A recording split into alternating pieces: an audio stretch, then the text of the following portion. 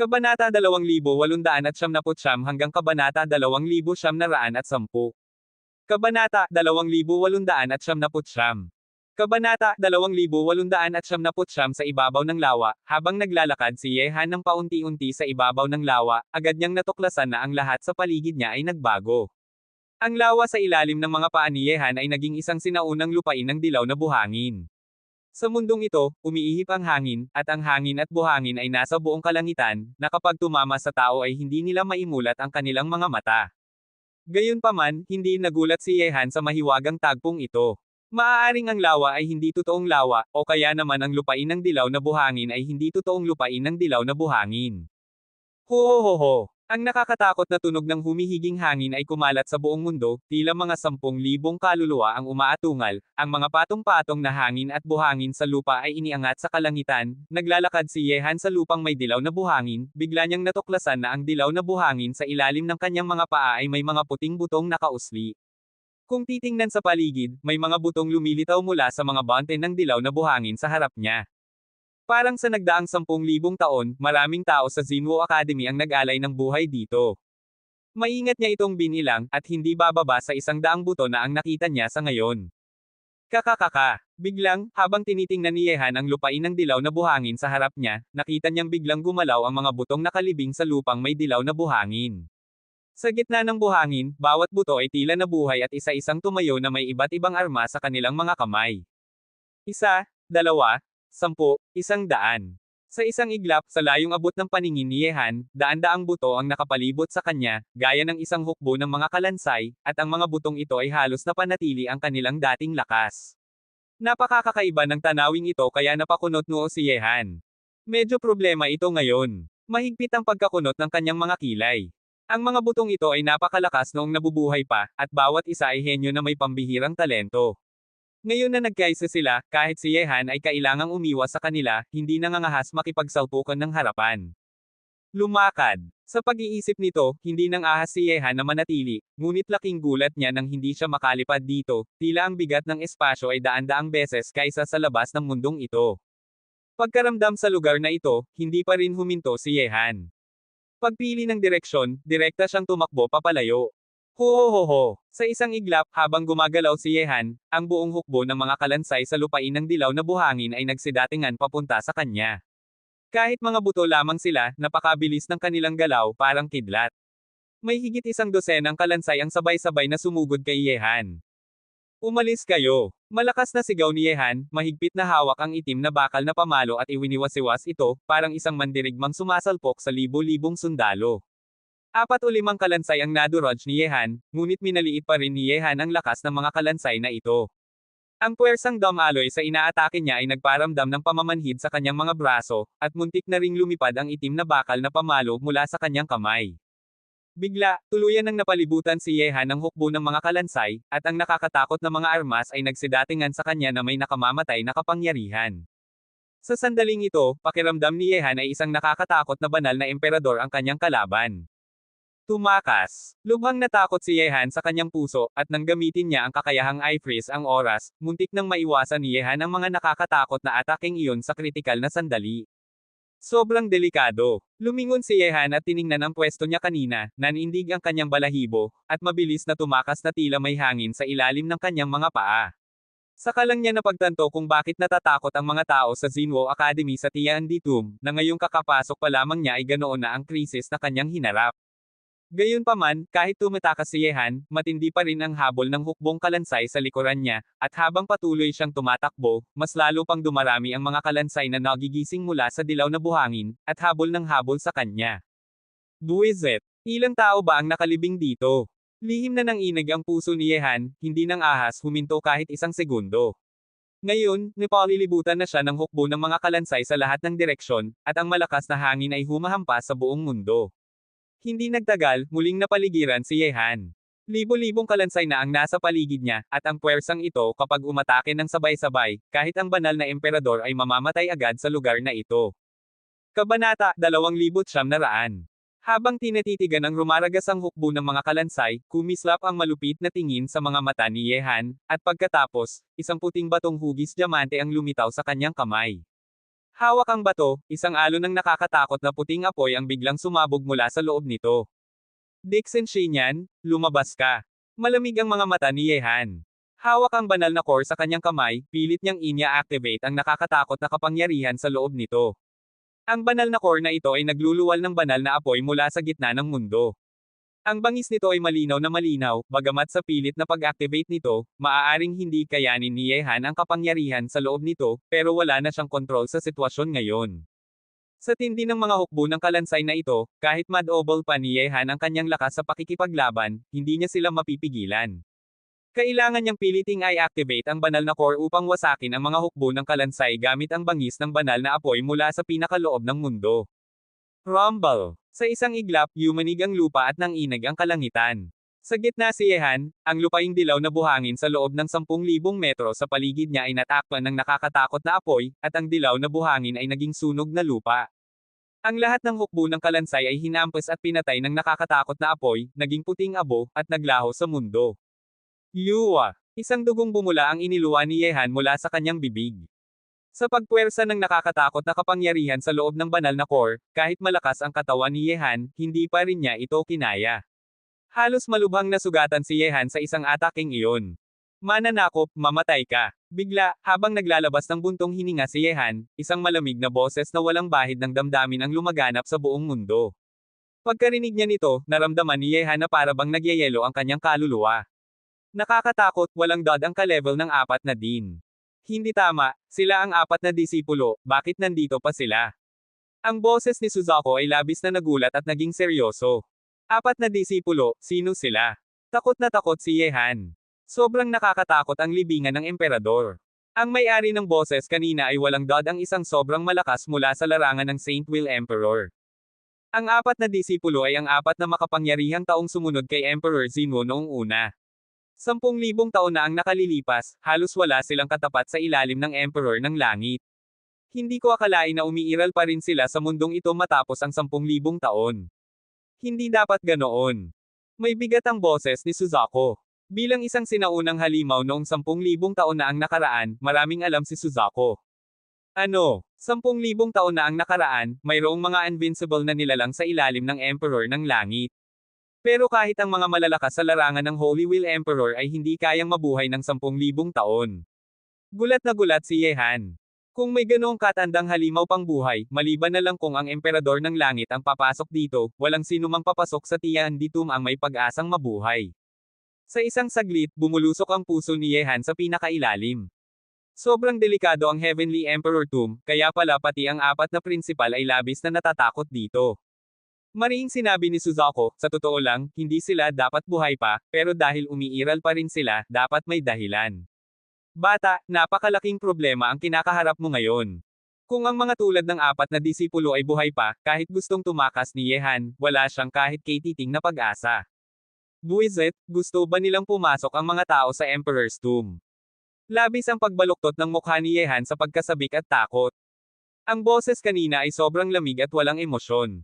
Hindi na umaasa si Yehan na palalayain siya ng tinatawag na 4 na disipulo. Buzz buzz. Sa itaas ng kawalan ng lupain ng dilaw na buhangin, marahas ang pag-alon ng hangin.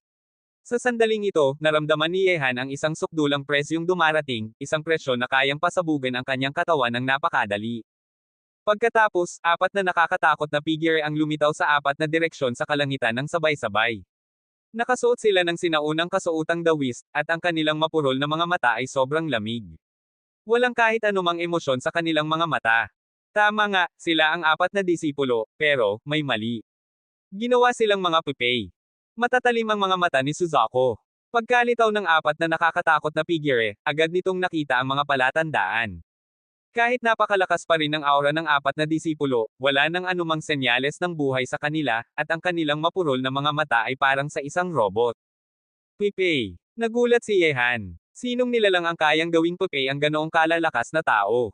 Ngunit, hindi na iyon ang dapat niyang problema. Ngayon na nakatuon na ang mga mata ng 4 na disipulo sa kanya, ang pinakamahalaga ay kung paano siya mabubuhay sa kamay nila. Mananakop, mamatay ka. Bigla, ang mga malamig at walang emosyon na boses ay muling lumabas sa bibig ng 4 na disipulo. Walang liwanag sa kanilang mga mata, para bang iyon lang ang tanging pangungusap na kaya nilang sabihin. Pagkatapos, isang nakakayanig na aura ang dumagundong pababa kay Yehan. Sa sandaling ito, tumigil ang hangin sa pagitan ng langit at lupa, at maging ang dilaw na buhangin ay tumigil sa pag-ikot, para bang walang konsepto ng oras dito. Naramdaman ni Yehan na malapit nang sumabog ang kanyang katawan, at ang dugo ay nagsimulang lumabas sa kanyang mga mata, ilong at tainga, nakakatakot ang kanyang hitsura. Kabanata 2901. Si Yehan ay sumigaw, at ang hindi pa nararanasang sakit ay tumama sa buong katawan niya. Sa sandaling ito, pakiramdam ni Yehan ay tila may ilang mundo na nakapatong sa kanya, at ang ganoong bigat ay sapat upang wasakin siya. Boy, tibayan mo. Si Suzuko ay medyo balisa sa sandaling ito, ngunit nahaharap sa 4 na disipulo na sobrang malalakas mula 10,000 taon nang nakalipas, maliban na lamang kung nasa tugatog ito ng lakas, wala itong kahit katiting na pag-asang matalo sila. Mananakop, mamatay. Ang malamig at walang pusong tinig ay muling lumabas sa bibig ng 4 na disipulo. Ang mga buto sa katawan ni Yehan ay nagpuputukan at nababasag, at ang mga ugat ng dugo sa kanyang balat ay pumuputok. Sa sandaling ito, ang katawan ni Yehan ay tila pumuputok. Aba, mukhang kailangan ko talagang kumilos, pero kahit kumilos ako, hindi ko kayang pigilan ang 4 na ito. Buntong hinga ni Suzuko sa kanyang puso. Kung ang 4 na disipulo ay buhay pa at nasa rurok ng lakas, maiintindihan pa, ngunit ngayon ang 4 na disipulo ay 4 na pupay, wala nang katiting na katwiran. Oh! Biglang, habang si Suzuko ay malapit ng personal na kumilos, isang sigaw ng dragon na umalangaw-ngaw sa buong mundo ang biglang nagmula sa malayong langit. Ang sigaw ng dragon ay napakalakas at puno ng pinakamataas na aura, na para bang kaya nitong supulan ang lahat ng puwersa sa mundo. Sa isang iglap, kasabay ng pagdating ng nakakatakot na sigaw ng dragon, ang hindi masukat na lakas na mula sa 4 na disipulo ay nawala na parang lobo na nawala ang hangin. Sa sandaling ito, sila ay para lamang mga ordinaryong tao, nakatayo sa kawalan na may manhid na ekspresyon. Wow! Poof! Kasabay ng pagkawala ng nakatatakot na puwersang dumidiin, si Yehan ay diretsyong samuka ng dugo. Sa ngayon, napakahina na niya, kahit gamitin pa niya ang kapangyarihan ng buhay ay hindi siya agad gagaling. Kanina lang, naglakad na talaga si Yehan sa harap ng pintuan ng kamatayan. Kaunti pa, mararamdaman na niya ang kamatayan na kumakaway sa kanya. Tinig ng dragon, maaaring, ang boses ni Suzuko ay may halong pag-aalinlangan. Sa sandaling ito, makikita ang gintong dragon na lumitaw sa kalangitan sa itaas ng lupain ng dilaw na buhangin sa malayo. Oo, ito ay gintong dragon. Maliban sa kulay, ang anyo nito ay eksaktong kapareho ng berdeng dragon. Ang banal na dragon ay lumilipad sa kalangitan, papunta kina Yehan at iba pa. Totoo nga, nagkaroon ito ng kamalayan 10,000 taon na ang nakalipas, at ngayon na nakalipas ang 10,000 taon, hindi ko inaasahan na lalaki ito ng ganito. Suzuko, ito ba ay dragon? Nang mahina si Yehan ay tumangala, at tinitigan ang buhay na gintong dragon na lumilipad sa ibabaw ng mga ulap. Sa gintong dragon na ito, naramdaman ni Yehan ang presensya na tanging sa berdeng dragon lamang niya naramdaman noon. At higit pa, ang gintong dragon na ito ay tiyak na isang makapangyarihang nilalang. Ang lakas sa katawan nito ay kayang pasabugan ang mundo. Kung isa laban isa, malamang na ang 4 na disipulo ay hindi nito kalaban. Oo, at hindi rin, sabi ni Suzuko, mas tama, isa lamang itong espiritu ng kagamitan. Nagulat si Yehan, at sinabi, magiging ganito kalakas ang isang espiritu ng kagamitan. Sabi ni Suzuko, dahil napakaliit pa ng iyong karanasan. Ang dragon na ito ay espiritu ng tunay na sandata. Nang gawin ni Emperor Zinwu Tiandi ang tunay na sandata, gumamit siya ng isang patak ng dugo ng dragon, kaya ang espiritu nito ay dragon. Ngayon ang espiritu ng sandata ay nabuhay na ng 10,000 taon, mas malakas ito kaysa sa espiritong sandata ng iyong good fortune Chanbei. Espiritu ng tunay na sandata. Nakatingin si Yehan sa gintong dragon ng may matinding pagkabigla. Isang espiritu lang ng sandata pero ganito kalakas. Sabi ni Suzuko, umalis na tayo, malinaw na nais ng espiritu na ito na iligtas ang buhay mo.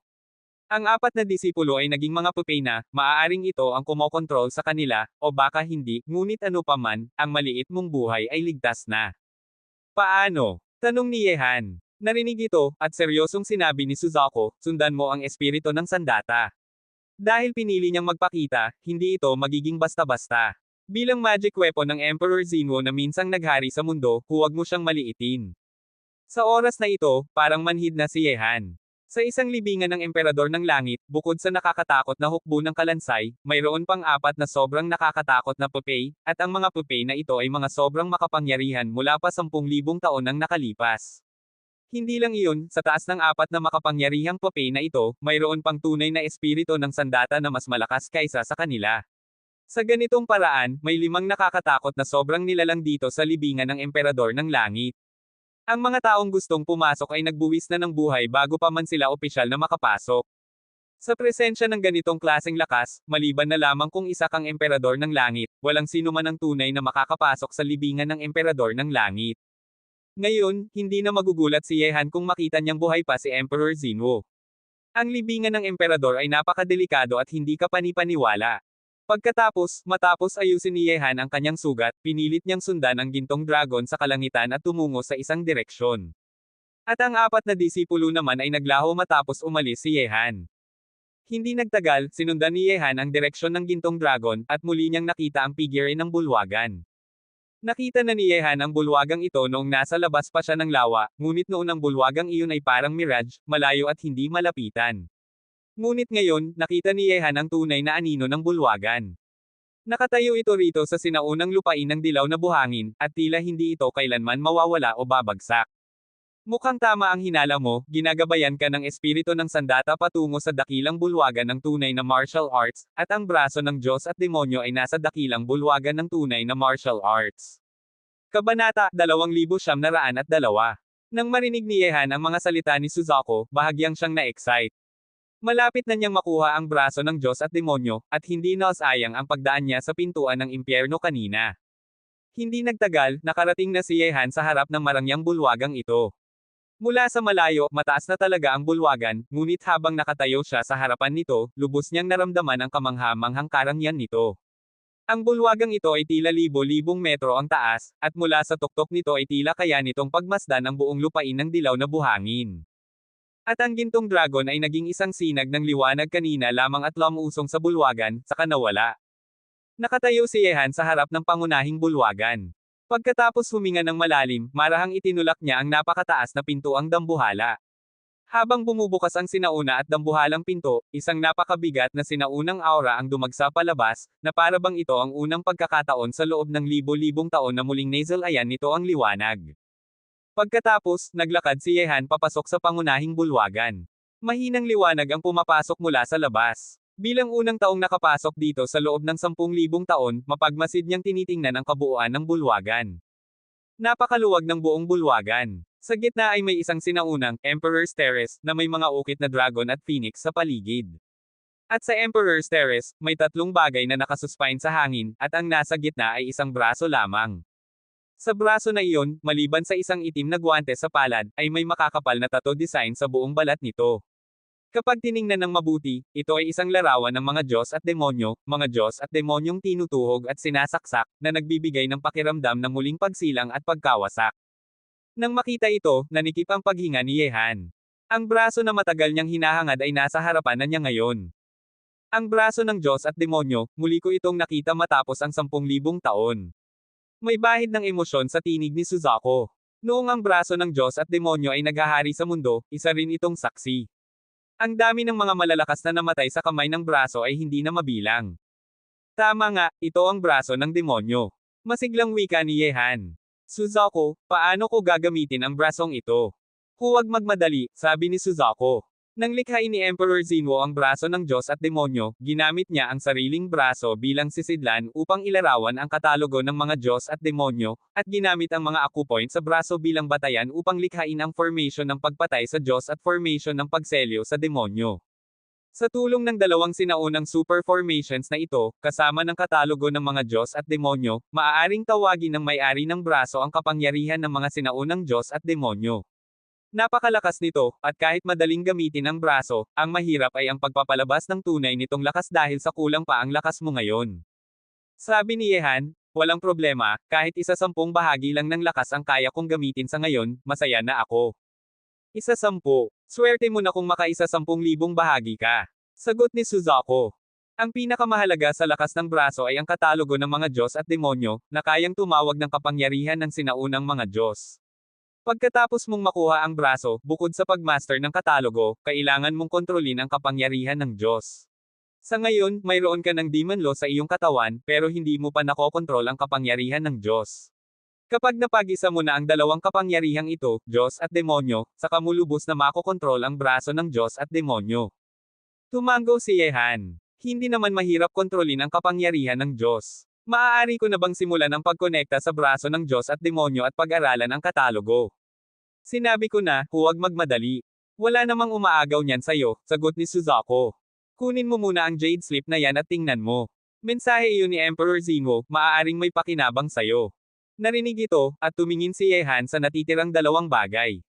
Bukod sa braso, may gintong mace sa dulong kanan, humigit kumulang 2 metro ang haba, at ang kumikislap nitong gintong liwanag ay hindi kumupas kahit palibo-libong taon ang lumipas. Sa halip, mas lalo pa itong lumakas.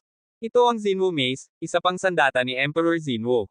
Ang Zinwo Mace at braso ng Diyos at demonyo ang dalawang pinakatanyag niyang sandata, at ang espiritu ng Zinwo Mace ay ang makapangyarihang gintong dragon, maging ang sandatang ito ay isang nakatatakot na superpower. Ang huling bagay ay isang Jade Slip na naglalaman ng impormasyon. Kinuha ito ni Yehan sa kanyang kamay, at ipinasok ang kanyang kaluluwa dito. Kasunod nito, tuloy-tuloy na pumasok ang mga imahe sa isipan ni Yehan. Nakakita siya ng isang makisig na lalaking tulad ng isang Diyos, na lumilikha ng braso ng Diyos at demonyo at ng Zinwo Mace, at nakita niya rin ang eksena kung saan ginagamit ng Zinwo Emperor ang braso upang makipaglaban sa mga superpower. Sa huli, lumabas sa eksena ang pangunahing bulwagan, at ang 4 na superpower ay kusang lumuhad sa harapan ng lalaking tila isang Diyos, at sila mismo ay ginawang mga puppet ng lalaki, at ang kanilang mga espiritu ay tinatakan sa braso ng Diyos at demonyo, at basta't taglay mo ang braso, kaya mong kontrolin ang 4 na puppet. Sa hinaharap, tandaan, ang braso ng Diyos at demonyo ay hindi sa akin, kundi sa'yo. Sa pagtatapos ng imahe, bahagyang itinaas ng lalaking tulad ng Diyos ang kanyang ulo at ngumiti kay Yehan. Ramdam ni Yehan na parang bumasag siya sa pagitan ng panahon, bumalik sa nakaraan, at magkatabi silang nakatayo, ramdam ang kabutihang nagmumula rito. Iyon ba ang tunay na martial emperor? Nag-ulo ang isipan ni Yehan, ngunit pagdating sa puntong iyon ay naglaho na ang imahe. Nang subukan niya itong ulitin, nagbago ang Jade Slip at naging pulbos. Bata, kumusta? May iniwan bang mensahe si Emperor Zinwo? Tanong ni Suzaku. Narinig ito, nagtanong si Yehan na may pagtataka. Sinabi niya na ang braso ng Diyos at demonyo ay akin, hindi sa kanya. Suzaku, ano ang ibig sabihin noon? Ang braso ay hinulman niya mismo 10,000 taon na ang nakalipas. Bakit magiging akin ito? Natahimik si Suzaku sandali bago nagsalita. Hindi ko rin alam. Siguro may nalaman ang Emperor Zinwo ng 10,000 taon na ang nakalipas.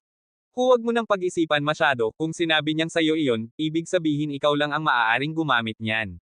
Simulan mo na ang pagkonekta sa braso. Ang pagkontrol sa kapangyarihan ng Diyos at pagmaster ng katalogo, maaari mo nang unti-unting gawin. Sige, tumango si Yehan. At isa pa, sa mensaheng iniwan niya, basta makontrol mo ang braso, kontrolado mo rin ang 4 na disipulo. Noong nabubuhay pa sila ang 4 na tagasunod niya, at sa huli ay kusa nilang piniling maging mga puppet para bantayan ang libingan ng Emperor. Kabanata 2903. Sabi ni Suzaku, kung gayon, mukhang ang 4 na disipulo ay iniwan ni Emperor Zinwo para sayo. Dahil sinabi ni Emperor Zinwo na ang Arm of the Gods and Demons ay sayo, ginawa niya ito para hayaang bantayan ng 4 na disipulo ang libingan ng Emperador.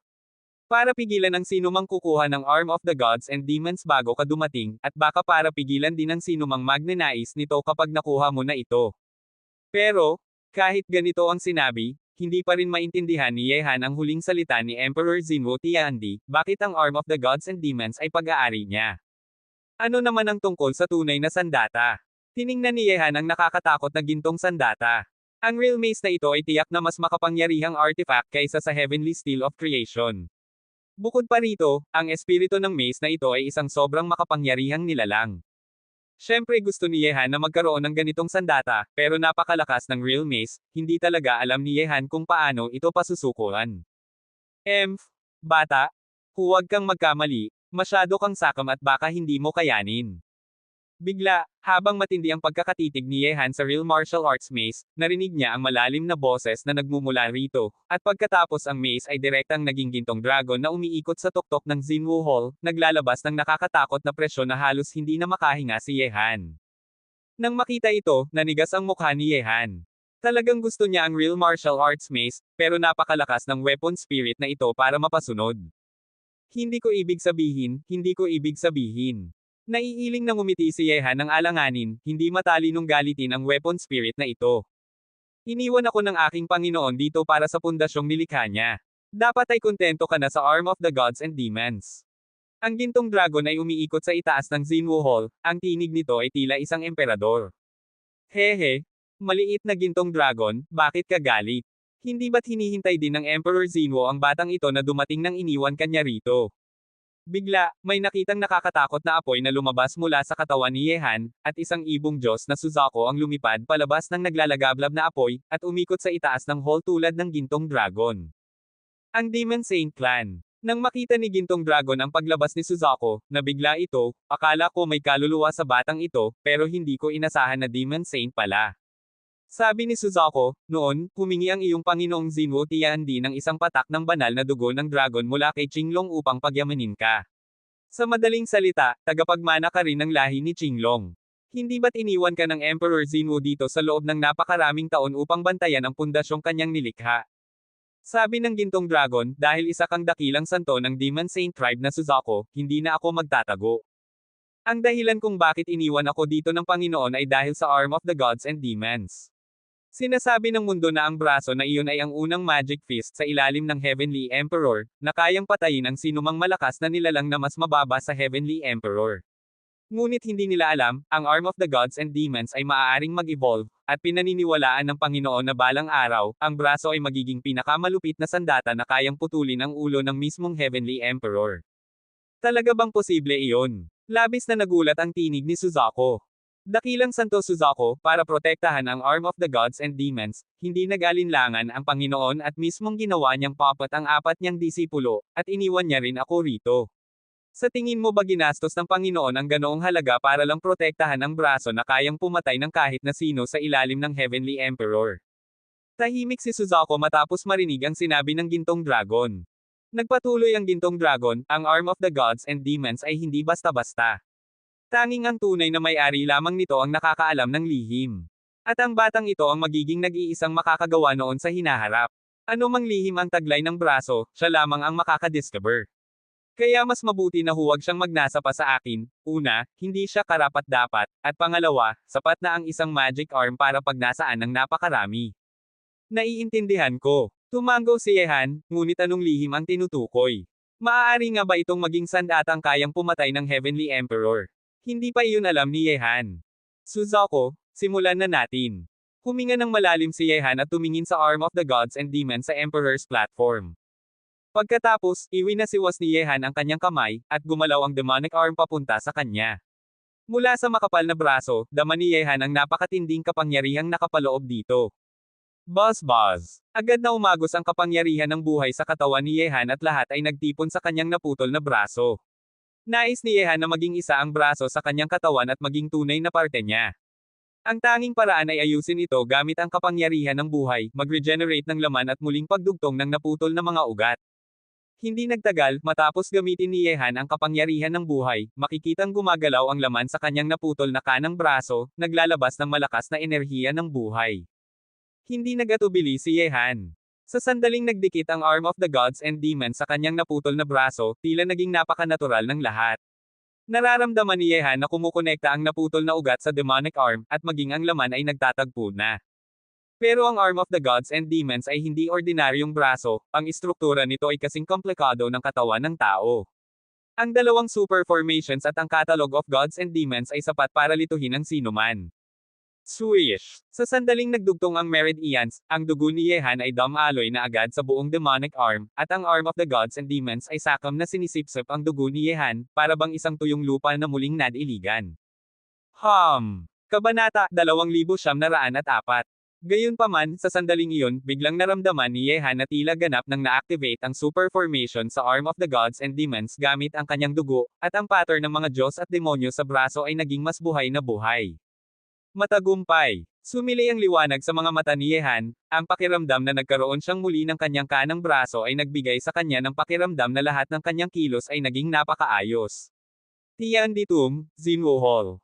Matagal nang pinagmamasdan ni Suzaku ang pagbabago sa katawan ni Yehan. Sa sandaling ito, ganap nang nakakonekta ni Yehan ang arm of God and demon sa kanyang katawan, at walang anumang problema sa buong proseso, na nagpahinga rin sa kanya ng maluwag. Bago ito, marahil inisip lang ni Suzaku na ang God Demon Arm ay isang makapangyarihang sandata na nilikha ni Emperor Zenwo, hindi matatalo sa ilalim ng Heavenly Emperor, ngunit pagkatapos makita ang espiritu ng totoong sandata at ang apat na disipulo, naramdaman ni Suzaku na ang Magic Arm ay marahil hindi kasing simple ng kanyang iniisip. Maaaring inihanda na ni Emperor Zenwo ang hinaharap mula pa noong nilikha niya ang braso, kung hindi, hindi niya rin sana pinasok ang apat na disipulo na tapat na sumunod sa kanya upang gawing puppet para bantayan ito, lalo na ang Zenwo Mace na hindi nakita sa loob ng halos 10,000 taon sa Tiandi Tomb. Phew! Matagumpay na ang batang ito ngayon. Kung may anumang lihim sa God Demon Arm, siya lamang ang makadidiscover nito. Iniisip ni Suzaku sa sarili. Sa sandaling ito, tumayo na si Yehan at nagsimula ng maging pamilyar sa bagong braso. Sa dumadaloy na dugo, naramdaman niya ang makapangyarihang kapangyarihan na nakatago sa arm of the god and demon. Bagamat hindi pa sapat ang lakas ni Yehan upang ipakita ang tunay na kapangyarihan ng magic arm, habang lumalakas siya, tiyak na magiging ultimate killer move niya ang braso na ito. Matagumpay na nakakonekta ang arm of the gods and demons, at ang natitirang hakbang ay kontrolin ang kapangyarihan ng mga Diyos. Tanging mga may kapangyarihan ng Diyos at magic lamang ang makakagamit ng ganap sa braso ng mga Diyos at demonyo. Pagkatapos, unti-unti kong makikilala ang katalog ng mga Diyos at demonyo. Ganito ang iniisip ni Yehan sa kanyang puso. Ngunit kahit hindi pa niya kontrolado ang kapangyarihan ng mga Diyos at hindi pamilyar sa katalog, dahil gumagana na ang dalawang super formations sa arms of gods and demons, naramdaman ni Yehan na maaari pa rin niyang gamitin ang kaunting kapangyarihan nito. Hindi ko alam anong kamangha-manghang epekto kung gagamitin ko ang braso sa kasalukuyan kong estado. May kaunting pinanibik si Yehan sa kanyang puso. Bata, pagbati. Sa wakas, nakuha mo na ang arm of the gods and demons. Hindi ako nagkamali sa ipinangako ko sa simula. Isang nakakatakot na apoy ang nagliliyab sa katawan ng banal na hayop na Suzaku. Lumilipad ito sa itaas ng hall, at sa harap ng walang katapusang presyon ng banal na hayop, sinabi niya kay Yehan. Nang mabali ni Yehan ang kanyang braso noon, sinabi ni Suzaku tungkol sa God Demon Arm, at dahil sa sinabi ni Suzaku noon, hindi ginamit ni Yehan ang kapangyarihan ng kanyang buhay para ay lakip ang isa pang braso. Ngayon, lumipas na ang 2 o 3 taon. Narinig ito, ngumiti si Yehan at sinabi, kung hindi kita sinunod noon, hindi ko makukuha ang ganitong makapangyarihang arm of the gods and demons. Tanging si Din Zenwo ang makapapayag na buksan ang Tiandi Tomb sa loob ng 3 araw sa lugar kung saan mauunawaan natin ang kapangyarihan ng Diyos. Dapat na nating lumabas ngayon. Maliit na gintong dragon, ikaw naman. Tumingin si Suzaku sa gintong dragon at nagsabi, ngayon na may bagong may-ari ang braso, natapos na ba ang iyong misyon? Hindi mo na ba nais manatili rito ng walang saysay? Sabi ng gintong dragon, iniwan ako ng aking Panginoon para protektahan ang braso ng demonyo, at natupad ko na ito. Mananatili ako sa Zenwo Academy sa hinaharap upang ipagpatuloy ang pagbabantay sa pundasyong ginawa niya para sa Panginoon. Kung may kailangan ang batang ito, maaari siyang pumunta sa Zenwo Academy para hanapin ako anumang oras. Tungkol naman sa ideya ng pagsunod ko sa kanya, mas mabuti nang iwasan iyon. Tunay na may ganitong iniisip si Suzaku, ngunit matatag na hindi pumayag ang weapon spirit na ito, at wala nang sino man ang makakagawa ng anuman. Okay. Ano man ang desisyon, oras na para lumabas tayo sa lugar na ito. Pagkatapos sabihin ito, pumasok muli si Suzaku sa katawan ni Yehan. Lumabas si Yehan sa Zenwo Hall, tumingin sa kalangitan, at sa isang pag-iisip, naramdaman ang bahagyang pag-alon mula sa arm of the god and demon, at pagkatapos ay nakita niya ang 4 na malabong figure sa kalangitan na muli niyang tiningnan. Ang 4 na disipulo, mga makapangyarihang nilalang na sumunod kay Emperor Zenwo noon, ay handang gawing walang isip na puppet ni Emperor Zenwo para sa kapakanan ng God Devil Arm, at nagbantay rito sa loob ng halos 10,000 taon. Ang ganitong katapatan ay hindi basta-basta nakakamta ng ordinaryong tao. Mula sa larawan sa Jade Sleep, alam na ni Yehan kung paano kontrolin ang 4 na disipulo. Ang mga kaluluwa ng 4 na disipulo ay nasa loob ng arms of the gods and demons. Kapag inactivate ni Yehan ang kapangyarihan ng kaluluwa, susunod ang 4 na disipulo sa kanyang utos. Bata, ang 4 na disipulo ay ang 4 na malalakas na nilalang na sumunod sa Panginoon sa pakikipaglaban sa mundo. Handang maging puppet para sa Panginoon. Kahit nakasama mo na sila ngayon, umaasa akong tretuhin mo sila ng maayos. Dumating ang tinig ng gintong dragon mula sa likuran ni Yehan, at alam ni Yehan mula sa tono na labis ang respeto nito sa 4 na disipulo. Huwag kang mag-alala, sumunod ka lang sa akin, hindi natin ipapahina ang dangal ng 4 na disipulo nila. Kabanata 2905. Zinwo Academy, sa harap ng lawa. Sa sandaling ito, sa parisukat na lugar dito, may 4 na Dean na nakatayo at nagbabantay sa kani-kanilang bahagi, habang si Dean Zinwo ay patuloy na kumokontrol sa buong formation, at ang hall sa lawa ay nakatayo, nagbibigay ng napakaibang pakiramdam. Samantala, si Zee ay nakaupo pa rin sa harap ng lawa. Kung ikukumpara sa mar-angle na itsura ng mga Dean, ang batang babae ay mukhang relax lang at tinitingnan ang daang patungo sa hall ng may malaking interes. Hey! Lumabas na. Sa sandaling iyon, napansin nila Zee na huminga ng bahagya, at naramdaman ito ni Dean Zinwo at ng iba pang 4 na Dean. Ang tingin nila ay sabay-sabay nakatuon sa daang nasa lawa.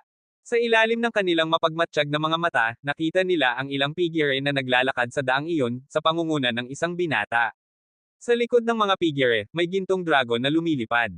Talaga namang lumabas na, hey, pati ang 4 na Master Disciples ay lumabas din, at iyon ay. Nang makita ang mga kasamahan ni Yehan, ang ekspresyon ng 4 na Dean ay nagulat. Ito ay dahil ito ang pinakamalalim na lihim ng Zinwo Academy. Maliban sa Zinwo Academy at 4 na Dean, kahit ang mga elders sa Zinwo Academy ay hindi nakakaalam ng mga ito. Ito ang pinaniniwala ang Lord Holy Spirit.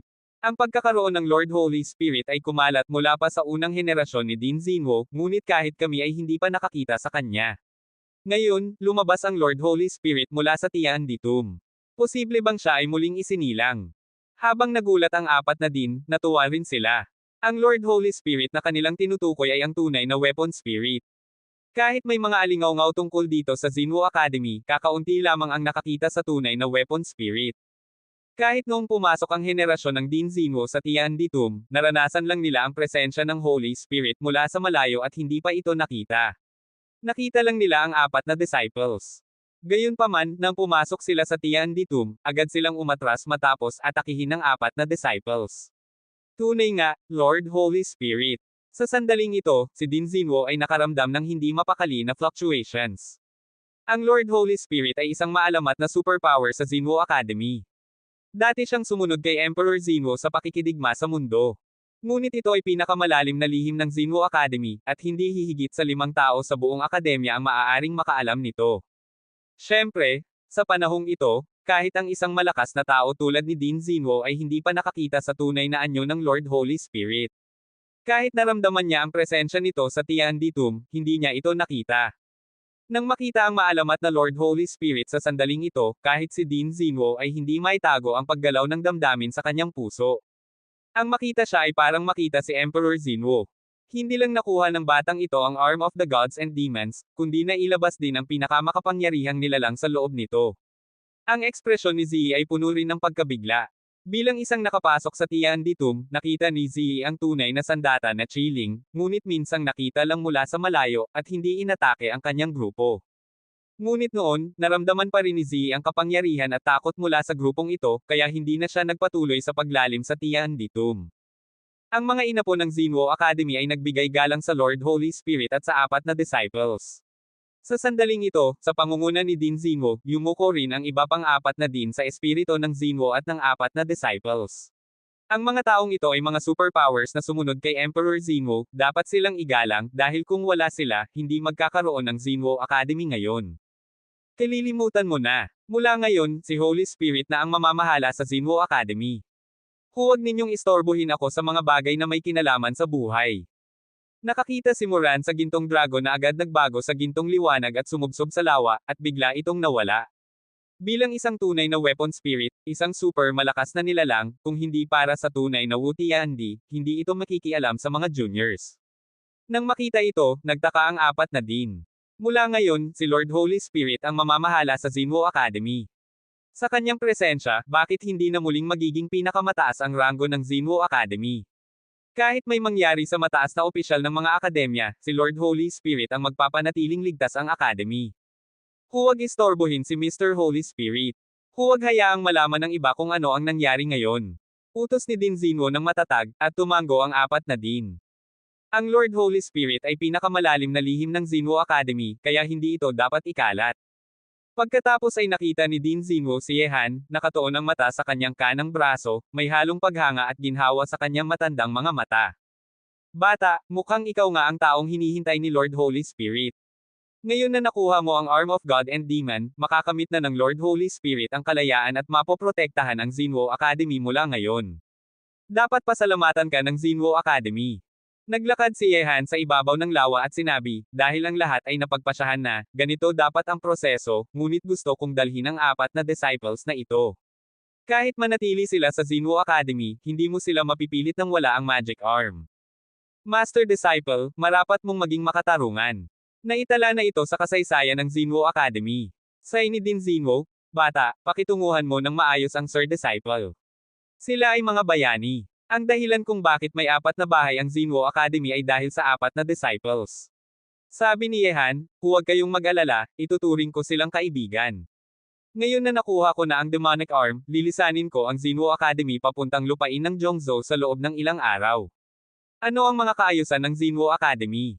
Kabanata 2906. Nang marinig ito, ngumiti si Din Zinwo nang may bahagyang pangungutya at sinabi, hindi mo ba alam ang plano ko? Sayang, ang talino mo'y nakaw, ngunit hindi ka nahulog sa bitag ko.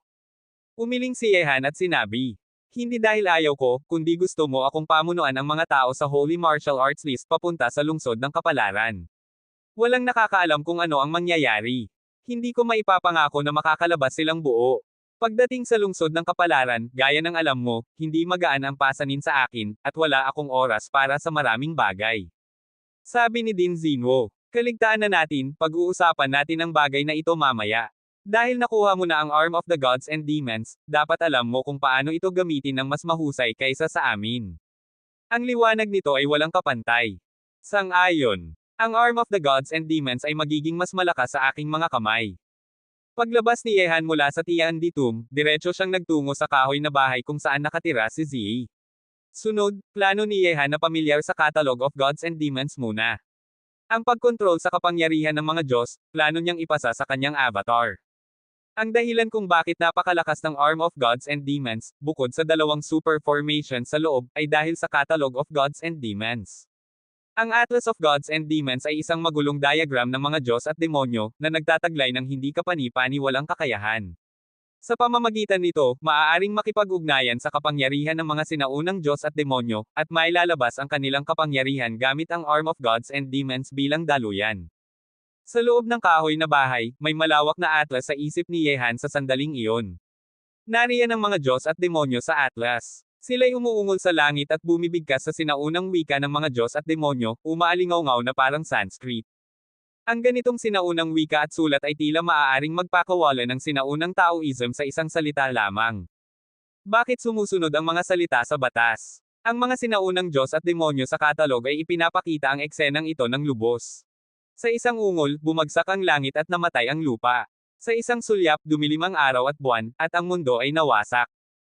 Ang ganitong kapangyarihan na yumanig sa langit at lupa ay tiyak na hindi basta kayang kontrolin ng mga cultivators sa panahong ito, at imposibleng makita ang sinaunang magical Taoism sa ngayon.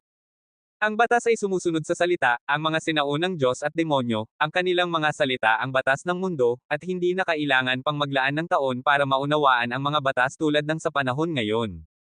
Pagkatapos maramdaman ang kapangyarihan at misteryo ng libro ng mga Diyos at demonyo, ang buong puso ni Yehan ay nalunod sa katalogo. Bagaman alam ni Yehan na kung nais niyang maabot ang nakakatakot na antas ng mga sinaunang Diyos at demonyo, maaaring wala siyang paraan. Ngunit sa pamamagitan ng Catalog of Gods and Demons, maaari ring makipag-ugnayan ni Yehan sa kapangyarihan ng sinaunang Diyos at demonyo para sa sariling gamit.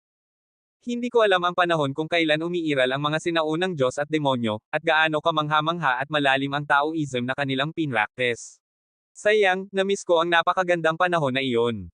Pamilyar sa proseso ng katalog, labis na nabigla ang puso ni Yehan. Marahil, ang panahon ng mga sinaunang Diyos at demonyo ay isang tunay na dakilang panahon, isang makulay at maunlad na era, at ang kasalukuyang panahon ay hindi maihahambing sa panahong iyon. Sa kahoy na bahay, patuloy na pinag-aaralan ni Yehan ang katalog. Sa kanya, ito ay parang encyclopedia.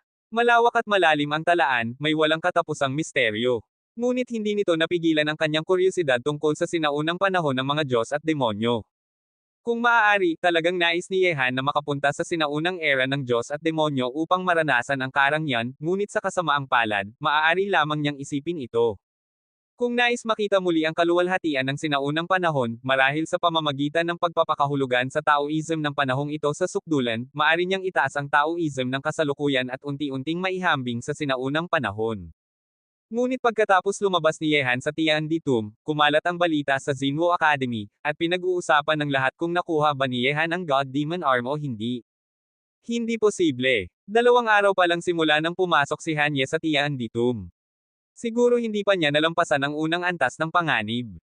Marahil ang swerte niya lang ang nakaligtas siya. Makatuwiran. Mula noon, hindi natin alam kung ilan na ang pumasok sa Tianditum at hindi na nakalabas. Lahat ng nakapasok ay nabigo, at siguro hindi kakayanin ni Hanye. Dapat nga, kung nakuha nga ni Hanye ang God Demon Arm at nakalabas ng ligtas, tiyak alam na ng buong akademya. Kung hindi siya lumabas, tiyak malubha ang pinsala niya sa loob ng Tianditum. Pinag-uusapan ito ng buong Xinwu Academy. Sa kasalukuyan, nakuha ni Yehan ang Arm of the Gods and Demons, na ilabas ang 4 na disciples at ang Lord Holy Spirit. Tanging ang mga Din at si Ziyi lang ang nakakaalam, at hindi nila ipinalabas ang balita. Kaya't ang iba mula sa elders hanggang sa ordinaryong estudyante ay hindi alam na nakuha ni Yehan ang arm, at lumitaw ang mga makapangyarihang nilalang gaya ng 4 disciples at True Weapon Spirit. Lumabas si Hanye, sa palagay ninyo nagtagumpay ba siya? Sa Holy Martial Hall, ang mga kabataang malalakas sa Holy Martial Ranking ay nakasandal o nakaupo ng cross-legged, at interesado rin kung nakuha ba ni Yehan ang demonic arm. Halos imposible ang kanyang tsansa. Sino sa Xinwu Academy ang hindi alam ang panganib ng Emperor's Tomb? Kahit ang super strong na Din ay hindi basta-basta pumapasok. Maliit na si Hanye, mamamatay siya kung pumasok. Kabanata 2907. Ngunit mula nang nakalabas itong lalaki ng buhay, ang kanyang katayuan bilang King of Saint Martial Arts ay hindi pa rin nawala. Para sa amin, hindi namin pwedeng ipagwalang bahala ang bagay na ito. Akala ko dati, hindi niya kayang lumabas ng Tianditum ng buhay. Ngayon na nakalabas siya, may ilang bagay na kailangang ayusin. Kailangang ipagpaliban niya ang kanyang katayuan bilang Saint Martial King, o pumayag sa labanan sa Saint Martial List. Pumili ng isa sa dalawa, sa pagkakataong ito, siya ang kailangang gumawa ng desisyon. Din, ang Hanye na iyon, nagtagumpay ba siya? Sa kanlurang courtyard ng Xinwu Academy, si Danji na nakasuot ng puti at may belo sa mukha ay labis ding naging mausisa, kaya agad siyang nagtungo sa kanlurang courtyard nang malaman niyang nakalabas na si Yehan mula sa Tianditum. Danji, mukhang talagang mausisa ka sa batang iyon. Nakangiting wika ng Din ng kanlurang courtyard. Nang marinig ito, tumugon si Danji ng kalmado. Din, mausisa lang ako kung nakuha ba niya ang magic arm, wala nang iba. Ngayon, ang buong akademya ay labis na mausisa tungkol sa bagay na ito. Totoo bang ganun lang ito? Napangisi ang Din ng West Court at sinabi. Kung talagang mausisa ka, pumunta ka at tingnan mismo. Ngunit nais kong payuhan ka, hindi madaling kontrolin ang batang ito. Talagang walang pag-asa, kailangan mong malaman kung kailan umatras at bitawan ang lahat, kung hindi, ikaw lang ang masasaktan sa huli, naiintindihan mo. Nakita ang kumikislap na mata ni Danji, agad siyang umatras ng may respeto. Mukhang hindi naging matalinong desisyon ang hayaang tuksuhin ang batang iyon ng babaeng ito sa simula. Talagang naging kaunti ang tukso sa kanya. Kung mas romantiko ang batang iyon, baka may pag-asa pa ang babaeng ito. Sayang, hindi tungkol sa pag-ibig ang batang iyon. Saysi din ng Western Academy. Hindi niya direktang ibinigay ang sagot kay Danji, bagaman ang mga tao sa Xinwu Academy ay malalaman rin ang tungkol sa pagkakamit ni Yehan ng Arm of the Gods and Demons, ngunit hindi dapat manggaling sa bibig ng Din. Makalipas ang 2 araw. Sa loob ng 2 araw na iyon, nalunod si Yehan sa Catalog of Gods and Demons. Ngunit pagkatapos ng 2 araw, hindi na siya estranghero sa pagkontrol sa catalog. Sayang lang, nagagamit niya lamang ang kapangyarihan ng sinaunang Diyos at demonyo, ngunit hindi niya natutunan ang malalim na cultivation method ng mga sinaunang Diyos at demonyo. Siyempre, hindi lumabas si Yehan sa loob ng 2 araw, na nagpatindi sa usap-usapan sa Xinwu Academy. Sa kasalukuyan, lahat ay nag-aakala na marahil ay malubhang nasugatan si Yehan sa Tianditum, kaya hindi siya lumalabas pansamantala. Sa panlabas ng kahoy na bahay ni Ziyi, maraming estudyante mula sa Xinwu Academy ang nagtipon, kabilang ang nasa Xinwu List, Holy Martial Arts List, at ordinaryong estudyante, at maging ang ilang elders ay paminsan-minsan ay titingin din ng mausisa. Illustration of Gods and Demons, sayang, paraan lang ito upang hiramin ang kapangyarihan ng sinaunang Diyos at demonyo. Kung matutunan ko ang cultivation method ng sinaunang panahon, malapit na ang Emperor of Heaven. Sa loob ng kahoy na bahay, dahan-daang binuksan ni Yehan ang mga mata, may kasamang panghihinayang sa kanyang tingin. Sana ipinanganak ako sa panahon ng mga sinaunang Diyos at demonyo. Sa sandaling ito, naramdaman ni Yehan ang ganitong panghihinayang, ngunit ito ay mananatiling panghihinayang lamang sa kanyang puso. Bueno, tapos na ang iyong pagsasanay. Nang makita si Yehan na lumabas, tumingin si Ziyi na nakahiga sa mesa at nakangiti. Kumusta? Hanggang saan mo nakontrolado ang Arm of God and Demon? Half success na. Ngumiti si Yehan bilang tugon. Ngayon, kulang pa siya sa God's power, ngunit kahit kulang pa, nagagamit niya pa rin ang God-Demon Arm kahit hindi gaanong halata ang epekto. Talaga, masigla na sagot ni Ziyi, sakto, mas dumami ang mga peste sa labas nitong mga araw na ito, puntahan mo at tanggalin lahat, gusto kong makita ang kapangyarihan ng Magic Arm. Pagkatapos, excited at sabik na nakatingin ang babae kay Yehan. Nang marinig ito, tumingin si Yehan sa labas at nagtanong. Saan naman nanggaling ang mga iyon? Hindi lang sila bumabalik, mas marami pang dumarating, inakala nilang malubha kang nasugatan sa Tiandi Tomb. Ngayon, pwede mo nang itama ang haka-haka at ipakita sa lahat ang demon arm mo, halika na, hindi na ako makapaghintay. Dahil dito, dinala ni Ziyi si Yehan palabas ng kahoy na bahay. Sandali lang, naramdaman ni Yehan na pinagmamasdan siya ng napakaraming mata. Nang tumingin siya sa paligid, nagulat siya sa tanawin sa harap niya. Sa labas ng kahoy na bahay, may libu-libong estudyante mula sa Zinwo Academy na nagtipon. May mga estudyante mula sa 4 na academy sa Southeast, Northwest, at iba pa. Curiosity nila kung nakalabas ba si Yehan sa Tiandi Tomb ng buhay, kaya sa 2 araw na ito, pumunta sila upang tingnan. Siyempre, maliban sa insider, wala sa Zinwo Academy ang alam na nakuha ni Yehan ang Arm of God and Demon. Akala nila, malubha siyang nasugatan sa Tiandi Tomb, kaya hindi lumalabas. Ngunit nang hilahin ni Ziyi si Yehan palabas, nakatuon ang libu-libong mata sa kanya. Agad, napansin ng lahat na iba na si Yehan kumpara dati. Kabanata 2908. Hoy! Lumabas na si Hanye, pero, hindi ba isa lang siyang may isang braso? Bakit ngayon ay kumpleto na ito? Tama. Alam nating lahat na nawala ang kanang braso ni Hanye. Bakit ito kumpleto ngayon? Baka gumamit siya ng isang mahiwagang gamot para maibalik ang kanyang braso. Hindi naman mahirap ang muling palitan ang nawasak na braso. Ang mga elixir tulad ng tubig ng buhay ay pwede, pero paano nakuha ni Hanye ang isang braso matapos makapasok sa Tiandi Tomb? Baka. Imposible. Talagang imposible. Hindi pwede na ang braso na iyon ay ang Arm of the Gods and Demons. 2 araw lang siyang nasa Tiandi Tomb, at delikado doon. Imposible niyang makuha ang Magic Arm sa loob lang ng 2 araw. Tama, hindi pwede ito ang Arm of the Gods and Demons. Ibig sabihin, kahit nakamangha-mangha ang swerte ni Hanye at nakaligtas sa maraming panganib, hindi niya pwedeng makuha agad ang Arm of the Gods and Demons. Kung nakuha niya, imposible na gumaling agad ang sugat niya, di ba?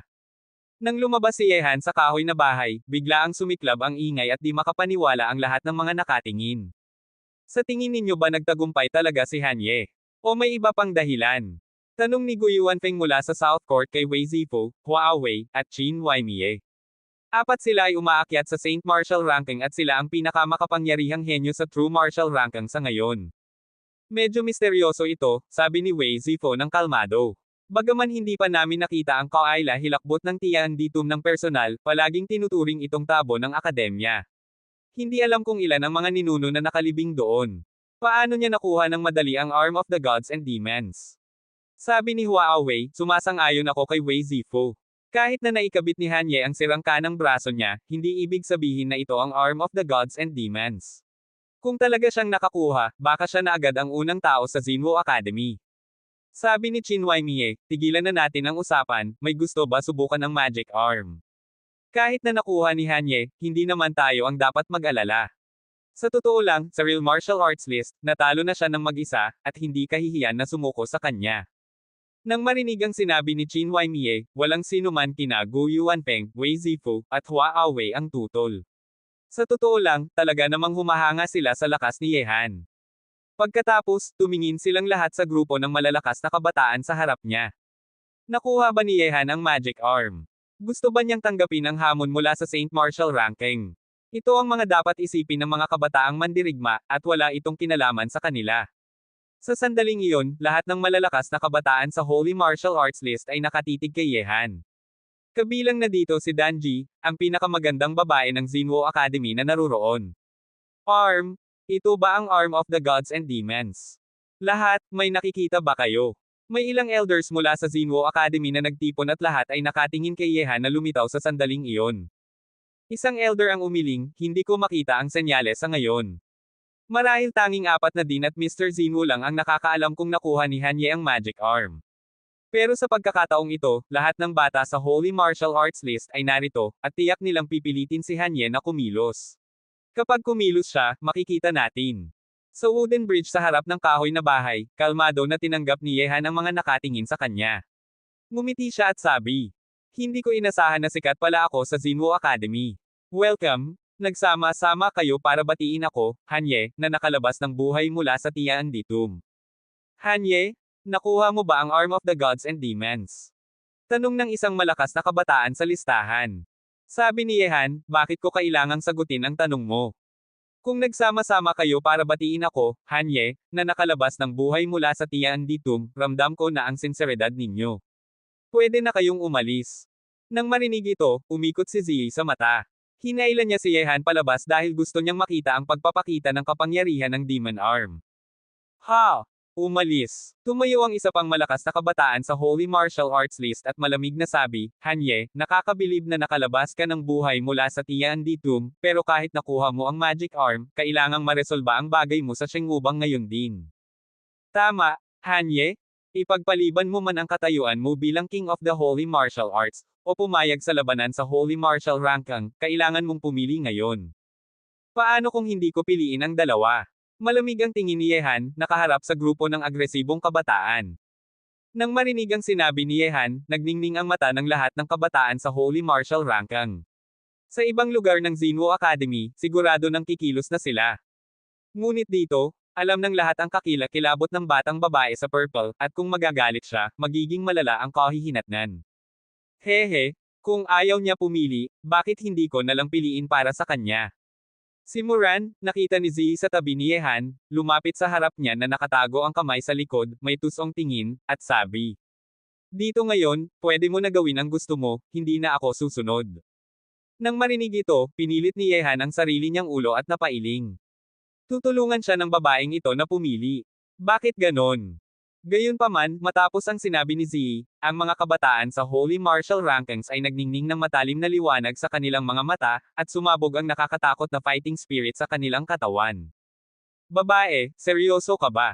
Kabanata 2909. Sa isang iglap, lahat ng malalakas na kabataan sa Holy Martial Ranking ay umatras ng isang hakbang. Sa isang kisap mata, sa pag-iling ni Ziyi, ang kanilang lakas ay sumabog ng todo. Sa harap ng kahoy na bahay, walang sinumang estudyante ng Zinwo Academy ang makapaniwala na si Ziyi, na matagal nang nakatayo sa tabi ni Yehan, ang magpapasya sa ganitong bagay. Para bang binigyan niya ng pagkakataon ang mga kabataang mandirigma sa Sacred Martial Arts List na hominin si Yehan. Kahit na tumanggi si Yehan, kailangan niyang harapin ang grupo ng mga malalakas na kabataan sa Shengguo List. Sa isang iglap, lahat ay nakatingin kay Ziyi. Sa isang iglap lang ng pagkilos ng kakaibang babaeng ito, magsisimula ang labanan sa pagitan ni Yehan at ng mga kabataang malalakas sa Sacred Martial List. Syempre totoo ito, pero kailangan ninyong bigyan ako ng konting lakas, para makita ko kung gaano kakilakilabot ang legendary Arm of the Gods and Demons, sabi ni Ziyi habang umiikot, tumitig kay Yehan na may tusong ngiti, at unti-unting umatras. Naiwan si Yehan mag-isa sa kahoy na tulay. Nakita ni Yehan na hindi maiiwasan ang labanan na ito. Hindi siya masyadong interesado sa labanan laban sa mga malalakas na kabataan ng Holy Martial Rankang. Panalo man o talo siya, wala itong malaking kabuluhan sa kanya. Ano, ito na ba talaga ang Arm of the Gods and Demons? Ang sinabi ni Ziyi kanina ay nagpasabik sa mga tao sa Zinwo Academy. Lahat ng di makapaniwala na tingin ay nakatuon sa kanang braso ni Yehan. Ang braso ba na nakatabing ng damit ay ang Arm of the Gods and Demons? Pagkatapos ng salita ni Ziyi, nagwala na ang grupo ng malalakas na kabataan sa Holy Martial Rankang. Matagal na nilang hinihintay ang pagkakataong labanan si Yehan, at ngayon, kailangan na nilang kumilos. Hanye, lumaban tayo. Kumikinang na fighting spirit ang pumuno sa paligid, at halos sabay-sabay na umatras ang 5 malalakas na kabataan sa Holy Martial Rankang. Ang kanilang fighting spirit ay nagtipon, at tila ba ginawang nakakatakot ang kalangitan. Kung ganon, lumaban tayo. Malamig ang tingin ni Yehan, dahan-daang nakapulupot ang kanyang mga kamao. Buong lakas niya ngayon ay lalo pang lumakas dahil sa kumpletong mga braso, at hindi pa binibilang ang nakakatakot na magic arm. Ang demonic arm ni Yehan ay mukhang ordinaryong braso lamang. Ang demonic tattoo ay natatabungan ng manggas, at may guwante sa palad ng kamay. Tanging kapag tinanggal ang pagtatakip, makikita ang tunay na anyo ng demonic arm. Simulan na natin. Bigla, sabay-sabay na umatras ang 5 kabataan sa Holy Martial Rankang, dala ang nakakatakot na presensya ng Holy King, at bumagsak patungo kay Yehan sa kahoy na tulay. Kitang-kita lamang ang kanilang mga katawan sa anyo ng after image. Sa tindi ng presensya ng Holy King, gumuho ang buong kahoy na bahay at tulay, at umangat si Yehan sa kalangitan upang harapin ang 5 malalakas na kabataan ng Holy Martial Arts List ng harapan. Lahat ng nakapaligid ay nakatitig sa eksena. Ang 5 kabataang mandirigma ay sabay-sabay na umatake. Mas malakas ang kanilang forma sayon kaysa sa kombinasyon nina Long Live King, Thousand Year King, Xiao Pojen, at Langya. Pagkatapos ng lahat, ang mga kabataang mandirigma sa Holy Martial Arts List ay mga veteranong Holy Kings, at ang kanilang lakas ay hindi maikukumpara sa Long Live King, Thousand Year King, Xiao Pojen, at Langya. True Martial Sword Art, Opening Heaven Style. True Martial Swordsmanship, Destroyer Style. True Martial Swordsmanship, Star-Reaching Style. Nakakatakot na swordsmanship, pinipigilan ng suprimong swordsmanship. Sa sandaling ito, libo-libong espada ang umiikot sa mundo, nagtataguyod ng hangin at ulap. Si Yehan na lumilipad sa kalangitan ay nasa gitna ng vortex, tila balulunurin ng batas ng mga nakakatakot na espada. Stop! Shatter! Sa isang iglap, ginamit ni Yehan ang kakayahang i-freeze ang oras, at ang bilis ng libo-libong espada na lumilipad sa kalangitan at sa lupa ay tila bumagal ng labis. Sa sandaling ito, muling lumitaw sa kamay ni Yehan ang Black Iron Rod, at isang hampas nito ay winasak ang mga espada na bumagal. Ito ang kakayahang kontrolin ang oras. Namangha si Ziyi. Nang labanan ni Yehan ang Xinwu Ranking at ang Four Kings noon, ginamit din niya ang kakayahang i-freeze ang oras sa pamamagitan ng Bronze Mirror, ngunit hindi gaanong ramdam ni Ziyi ang pagkahinto ng oras. Ngayon, malinaw na naramdaman ni Ziyi na ang oras sa paligid ni Yehan ay tumigil. Pwede ba talaga niyang kontrolin ang oras? Ramdam din ng mga kabataang mandirigma sa Holy Martial Arts List, at nagkunot ang kanilang mga noo. Ang oras ay isa sa pinakamahirap na puwersa sa mundo, at kayang kontrolin ni Yehan ang lakas na ito. Ulitin. Sa itaas ng kalangitan, sumigaw ng malakas ang 5 malalakas na kabataan sa Sacred Martial Arts List. Nang sabay-sabay silang umatake at hindi nagawa ng 5 ito na saktan si Yehan, lalo pang tumaas ang fighting spirit sa kanilang puso, parang umaalimpuyo na alon.